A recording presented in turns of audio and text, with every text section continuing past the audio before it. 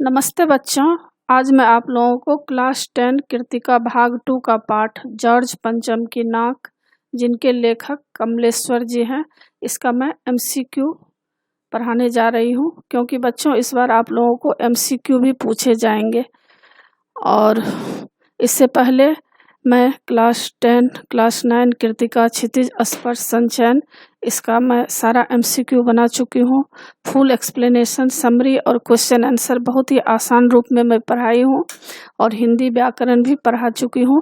तो उन सबको देखने के लिए आप ऊपर दिए गए आई बटन पर क्लिक करके देख सकते हैं, या नीचे दिए गए डिस्क्रिप्शन बॉक्स में देख सकते हैं, या प्लेलिस्ट में जाकर देख सकते हैं।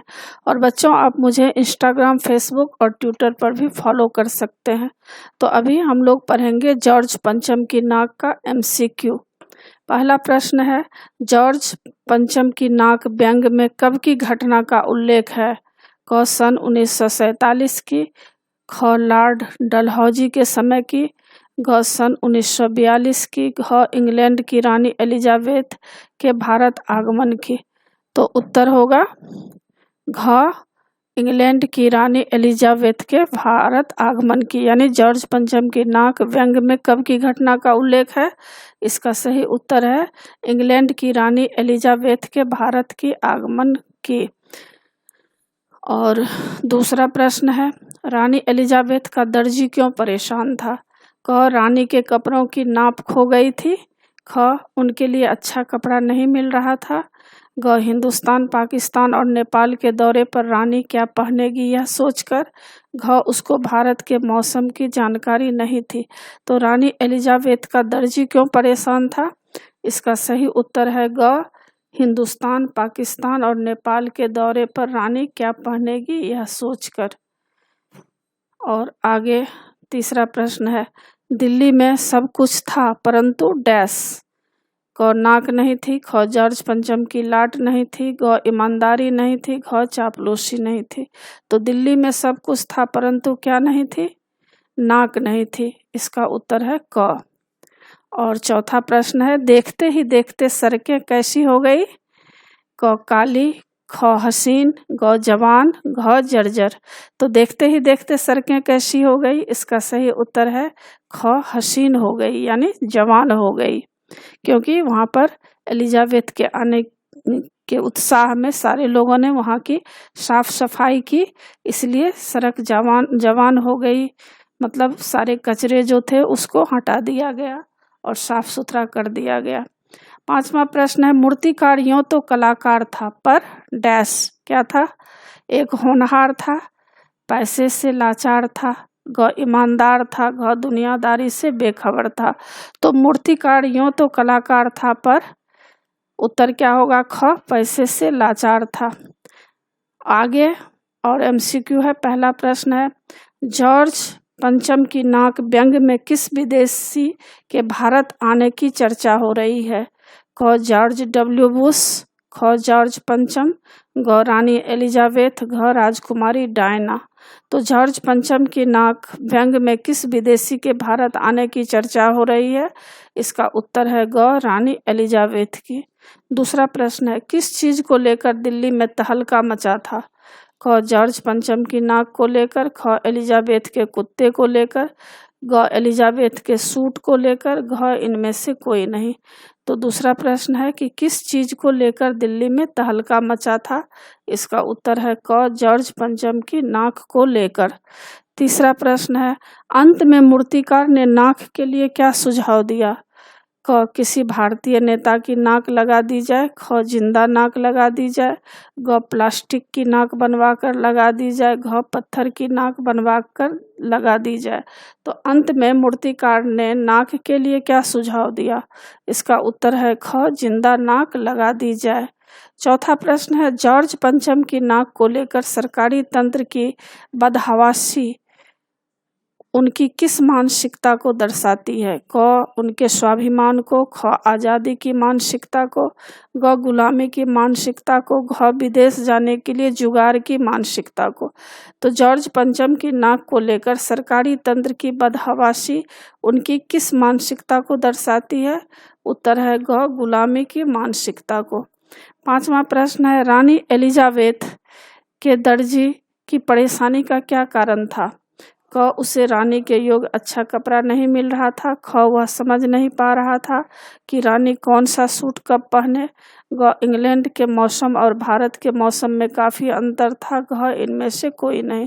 तो रानी एलिजाबेथ के दर्जी की परेशानी का क्या कारण था? इसका उत्तर है ख वह समझ नहीं पा रहा था कि रानी कौन सा सूट कब पहने। छठा प्रश्न है, इंग्लैंड के अखबारों की कतरनें हिंदुस्तानी अखबार में अगले दिन चिपकी नजर आती थी। आशय स्पष्ट कीजिए। क भारतीय उस समय दूसरे अखबारों की कतरनों से अखबार तैयार करते थे। ख भारतीय अखबार खबरें चुरा कर छापते थे। ग जो खबर इंग्लैंड के अखबार में छपती थी अगले दिन वह खबर भारतीय अखबार में छप जाती थी। घ एलिजाबेथ ने अखबार वालों को प्रचार करने के लिए कहा था। तो इंग्लैंड के अखबारों की कतरनें हिंदुस्तानी अखबार में अगले दिन चिपकी नजर आती थी। आशय स्पष्ट कीजिए। तो इसका सही उत्तर है ग जो खबर इंग्लैंड के अखबार में छपती थी अगले दिन वह खबर भारतीय अखबार में छप जाती थी। सातवां प्रश्न है, नाक किसका द्योतक होता है? क मान सम्मान या प्रतिष्ठा का, ख गुलामी की, ग गुलामी की मानसिकता की, घ गुस्से की। तो नाक किसका द्योतक होता है? इसका उत्तर है क मान सम्मान या प्रतिष्ठा का। आठवां प्रश्न है, नई दिल्ली में सब था पर डैश सिर्फ नाक नहीं। मतलब दिल्ली में सब था डैश सिर्फ नाक नहीं थी। कथन का आशय स्पष्ट कीजिए। तो इसका क्या उत्तर होगा? क नई दिल्ली में कोई विकास नहीं हो रहा था। ख नई दिल्ली में नेताओं के सम्मान ताक पर रखकर एलिजाबेथ की अगवानी की।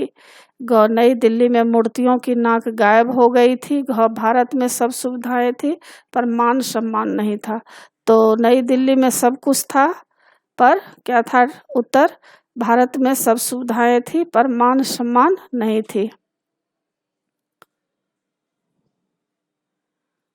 नई दिल्ली में सब था डैश सिर्फ नाक नहीं थी।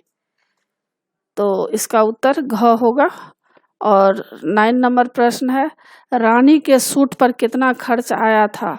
क करीब 100 पाउंड, ख 200 पाउंड, ग 300 पाउंड, घ 400 पाउंड। तो रानी के सूट पर कितना खर्चा आया था? इसका उत्तर है घ 400 पाउंड। 10 नंबर प्रश्न है, इमारतों ने किस प्रकार श्रृंगार किया? क हसीनाओं की तरह, ख नाजनीनों की तरह, ग महिलाओं की तरह, घ नौटंगी वालों की तरह। तो इमारतों ने किस प्रकार श्रृंगार किया? उत्तर है ख नाजनीनों की तरह। 11 नंबर प्रश्न है, जॉर्ज पंचम की नाक के लिए हथियारबंद पहरेदार क्यों नियुक्त किए गए थे? क जॉर्ज पंचम की नाक बहुत सुंदर थी। ख कुछ लोग उसकी नाक को तोड़ देना चाहते थे। ग वे जॉर्ज पंचम को इंग्लैंड भेजना चाहते थे। घ वे नाक को दोबारा बनवाना चाहते थे। तो क्या है प्रश्न? जॉर्ज पंचम की नाक के लिए हथियारबंद पहरेदार क्यों नियुक्त किए गए थे? इसका सही उत्तर है ख कुछ लोग उसकी नाक तोड़ देना चाहते थे। 12 नंबर प्रश्न है, लोगों ने अंग्रेजों की लाटों को कहाँ पहुँचाया? क चिड़ियाघर में, ख अजायब घर में, ग नहर में, घ यमुना को समर्पित किया। तो लोगों ने अंग्रेजों की लाटों को कहाँ पहुँचाया? इसका उत्तर है घ अजायब घर में। 13 नंबर प्रश्न है, भारतीय अधिकारियों की परेशानी का कारण क्या था? क रानी आए और नाक न हो, ख रानी का स्वागत किस प्रकार करें, ग रानी की आगवानी कौन करे, घ रानी को कहाँ ठहराया जाए। तो भारतीय अधिकारियों की परेशानी का क्या कारण था? इसका उत्तर है क रानी आए और नाक न हो। 14 नंबर प्रश्न है, दिल्ली में फौरन हाजिर होने का हुक्म किसे दिया गया? क चित्रकार को, ख नाटककार को, ग मिस्त्री को, घ मूर्तिकार को। तो दिल्ली में फौरन हाजिर होने का हुक्म किसे दिया गया? इसका उत्तर है घ मूर्तिकार को। 15 नंबर प्रश्न है, किन फाइलों की छानबीन की गई? क सार्वजनिक विभाग की, ख दिल्ली नगर निगम की, ग पुरातत्व विभाग की, घ गृह मंत्रालय की। तो किन फाइलों की छानबीन की गई? इसका सही उत्तर है ग, पुरातत्व विभाग की। 16 नंबर प्रश्न है, पहली बार दरवाजे बंद कर मूर्तिकार ने क्या सुझाव दिया? क, नेताओं की मूर्ति से नाक उखाड़कर जॉर्ज पंचम की नाक मूर्ति पर लगाने का।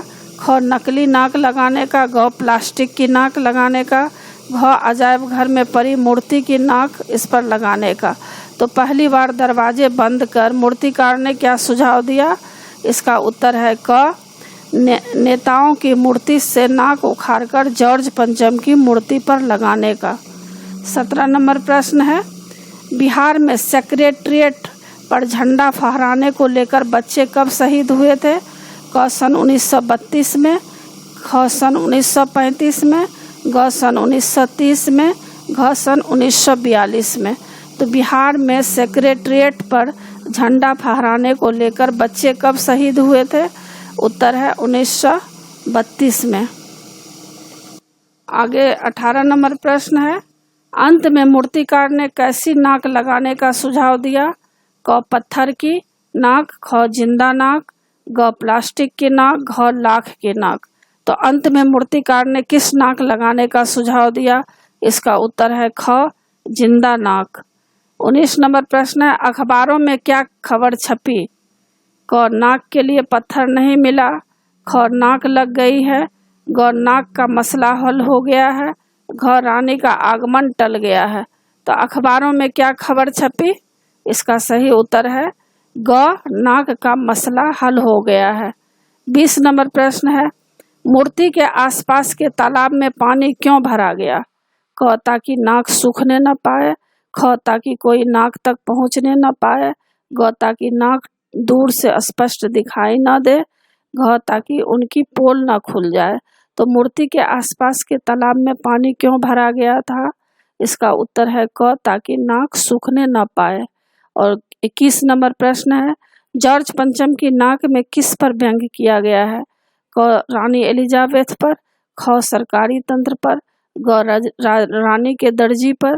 घ, भारतीयों की मेहमान नवाजी पर। तो जॉर्ज पंचम की नाक में किस पर व्यंग्य किया गया है? इसका उत्तर है ख, सरकारी तंत्र पर। तो बच्चों ये 21 तक MCQ के प्रश्न उत्तर हैं, सारे में मैं टिक लगा दी हूँ। और 21 तक देखिए इसका उत्तर इसमें भी दिया गया है, आप चाहे तो इसको देख सकते हैं। और इसी के साथ बच्चों पाठ की समाप्ति होती है। आशा है आप लोगों को सारा पाठ अच्छी तरह समझ में आ गया होगा। एग्जाम के लिए अच्छी तरह तैयार कर लीजिएगा। और बच्चों आप मेरे चैनल देवज नागरी को ज़रूर सब्सक्राइब कीजिएगा और सब्सक्राइब के बगल में बेल आइकन बटन है उसे क्लिक कीजिएगा, लाइक कीजिएगा और शेयर कीजिएगा। कमेंट्स ज़रूर कीजिएगा कि यह पाठ आपको कैसा लगा। नए पाठ के साथ फिर मैं मिलूंगी बच्चों। धन्यवाद।